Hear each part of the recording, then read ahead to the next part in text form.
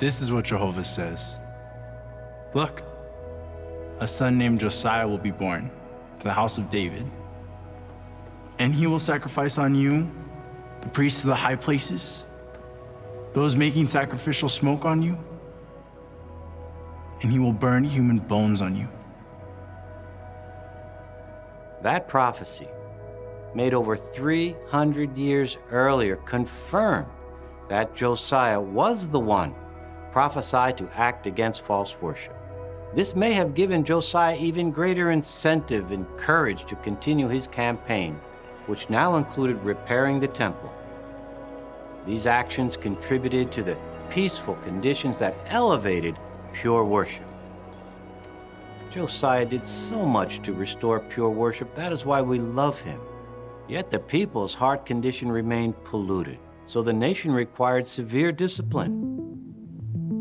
Jeremiah prophesied the conquest of the Babylonians against Judah. All this land will be reduced to ruins, and this land and its inhabitants will have to serve the king of Babylon for 70 years.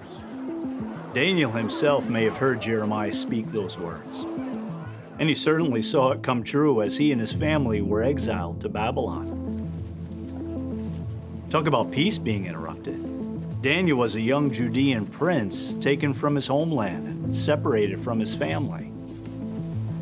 So we've just been watching more of the documentary Jehovah Guides Us in the Way of Peace. Again, I don't want to go over in detail all of the problems in all of the dramas they are now showing and commenting on as though they are experts. If Tibor is gracious, a thumbnail will appear to my rebuttal of the Josiah drama, which was a hideous piece of propaganda. I mean, to be fair, they were giving a fairly accurate portrayal of what's described in the Josiah narrative, namely a fanatical zealot king who chases down and murders anyone who doesn't subscribe to the state religion. That's essentially the story of Josiah. But of course, it's not about just bringing the Bible to life. It's not about just depicting Bible stories. It's about making Bible stories apply to the governing body, to the Jehovah's Witness organization. And in that context, you have this story of Josiah being used to dehumanize apostates and normalize the concept of people who disagree with the leadership of the Jehovah's Witnesses being killed at some point, namely in an impending Armageddon. So that's the story they're referring to.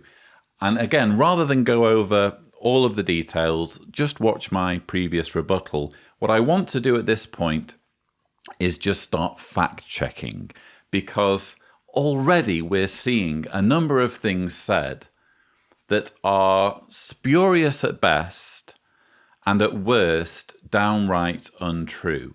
And before I go into this, to avoid accusations of nitpicking, you know, because I can imagine Jehovah's Witnesses watching this and hearing my replies to some of these dubious statements and saying, oh, well, that's just nitpicking. Well, let's remember the standard of accuracy that Jehovah's Witnesses apply to their own spiritual food. This month, I'd like to talk about the efforts Jehovah's organization is making to produce literature, publications, articles that are as accurate as possible.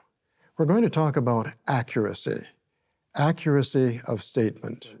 Our goal is to provide information that is as accurate as possible, because we know that you brothers and sisters use this information. You quote it in the field ministry. You use it in your public talks. And so we want to make sure that our brothers are fed with the most accurate spiritual food possible. So the research work we're doing, sometimes it takes a lot of time, a lot of effort.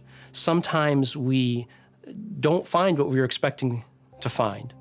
But it's very gratifying because we're helping produce accurate information that our readers can rely on. reliable information will help us make good, informed decisions. Anyone who reads our journal, who sees our videos, can be confident, well, this was thoroughly researched. These are facts. This is the truth. This was thoroughly researched. These are the facts. This is the truth. That's the confidence that Jehovah's Witnesses are supposed to have in all spiritual food, including videos, as we've just heard. So they set this high standard of accuracy. So using this high standard of accuracy, because they're supposed to meticulously research everything that they say or write about, let's revisit what we've seen already in the documentary. You'll remember where Mark Numer says, That prophecy, made over 300 years earlier, confirmed that Josiah was the one prophesied to act against false worship. Mark Numer, who is not a Bible scholar, who has no credentials in Bible scholarship or history or archaeology, asserts that the words found in 1 Kings 13 verse 2 were a prophecy that was made 300 years before the fact. So in the days of Jeroboam, apparently it was predicted that someone named Josiah would be born to the house of David. Mark Numer is entitled to his opinion if he likes the idea that 300 years before Josiah was predicted to one day become king. If he finds this thought pleasing, that's entirely his deal, whatever does it for him. But it's inexcusable for him to be stating this as fact in front of millions of people.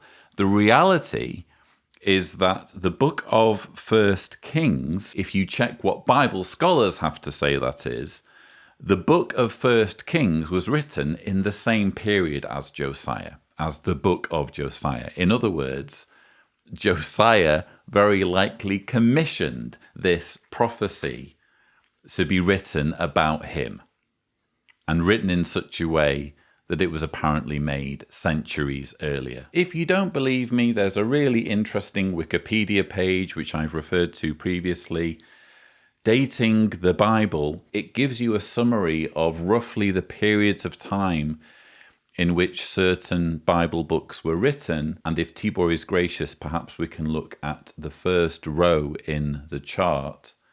You see there the monarchic period, the 8th to 7th centuries BCE. So 745 to 586 BCE is the earliest period in which the books of the Old Testament began to be written, according to scholars. Just let that sink in for a moment.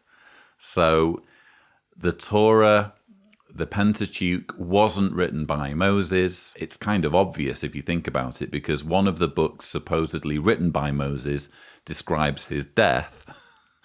So anyway, the first few books in the Old Testament started to be written in this monarchic period. And you can see there in the second bullet point, it says 7th century Nahum, based on its assumption of the fall of Thebes and call for the destruction of Nineveh. Zephaniah, in the reign of Josiah, 649 to 609 BCE. Habakkuk, possibly shortly before the Battle of Carchemish, 605 BCE. First edition of the Deuteronomistic history, books of Joshua, Judges, Samuel, Kings, in the reign of Josiah. So Kings, the book that Jeremiah is quoting from, was written in the time of the king who was supposedly prophesied in that particular passage of scripture. This is the work of Bible scholars. This is the conclusion of clever people who've devoted their careers to understanding who wrote the Bible, where it comes from, to what extent can we take things literally, etc.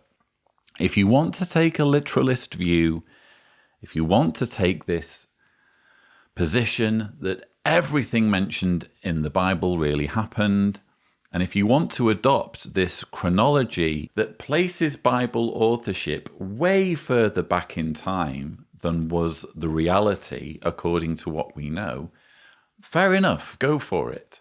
It's just that you can't expect to be taken seriously. And in Mark Neumair's case, what you're doing is showing how narrow-minded and frankly illiterate you are when it comes to Bible scholarship, when it comes to the subject that you are posing as an expert in, pretending to be interviewed on this subject of Bible history. You also have Robert Lucioni saying the following. Talk about peace being interrupted. Daniel was a young Judean prince taken from his homeland and separated from his family. So let's just remember for a moment how accurate all of this information is supposed to be. Apparently everything gets cross-checked. Apparently there's a dedicated research team who goes over all of these details and makes sure that every last word is true. And yet you have Robert Lucioni claiming that Daniel was a young Judean prince. Well, that is simply not true. And I'm not just talking about the fact that the entire character of Daniel was essentially made up, that the book of Daniel is itself a forgery, as I've explained before on the channel. Dr. Richard Carrier has even written a brilliant article on his website explaining how we know that the book of Daniel is a forgery, that it was made up, essentially, by people long ago as a means of manipulating and controlling people with this false historical narrative. But even if we put all of that to one side and believe that Daniel really existed, even if we take the Bible at face value and as Bible literalists insist that Daniel was a historical figure and everything said about him in the Bible really happened, does the Bible say that Daniel was a Judean prince? I think I know where Robert Lucioni has got this from. I think he's getting his information from the Insight volumes. Volume 1, to be precise. Remember, the Insight volumes are essentially the Jehovah's Witness self-written encyclopedia on the Bible. If you go to the subject of Daniel in the Insight volumes, again in volume 1, it says under point 2, an outstanding prophet of Jehovah of the tribe of Judah, the writer of the book bearing his name. Very little is known of his early life, but he tells of being taken to Babylon likely as a teenage prince, along with other royal offspring and nobles. So already there's a little bit more ambiguity, isn't there? Robert Lucioni says that Daniel was a young Judean prince. And then in the Insight book, which he's clearly drawing from, or the people writing his script are clearly drawing from, it says likely as a teenage prince. And it gives us Daniel 1 verses 3 to 6, on which it bases this thing about Daniel likely being a prince. And then when you go to that portion of scripture, it says, then the king ordered Ashpenaz, his chief court official, to bring some of the Israelites, including those of royal and noble descent. They were to be youths without any defect, of good appearance, endowed with wisdom, knowledge, and discernment, and capable of serving in the king's palace. He was to teach them the writing and the language of the Chaldeans. Furthermore, the king assigned to them a daily ration from the king's delicacies and from the wine he drank. They were to be trained for 3 years, and at the end of that time, they were to enter the king's service. Now among them were some from the tribe of Judah, Daniel, Hananiah, Mishael, and Azariah. So hopefully you caught this. Here it doesn't say that Daniel was a Judean prince. And this would have been an appropriate moment to make that clear, wouldn't it? If he really was a Judean prince, just say it. But what it actually says in the book of Daniel, if we're going to be taking this at face value, is that a group of young men were rounded up, including those of royal and noble descent, implying that not everyone in the group was of royal and noble descent. Therefore, Robert Lucioni's assertion that Daniel was a Judean prince is just wrong.